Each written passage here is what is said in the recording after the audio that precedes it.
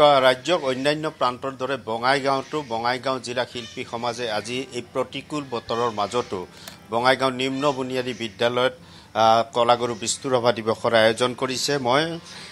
মই এই মুহূৰ্তত তেওঁলোকে আলেখ্য পৰিৱেশন কৰিব, মই তেওঁৰ কাষলৈ যাবলৈ যত্ন কৰিম।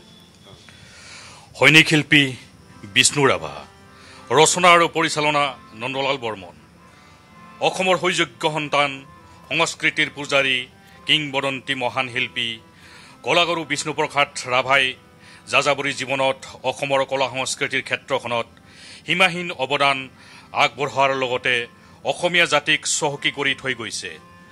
মহান শিল্পীগৰাকীয়ে এন্ধাৰ নাখি পোহৰৰ সপোন দেখিছিল আৰু গাইছিল।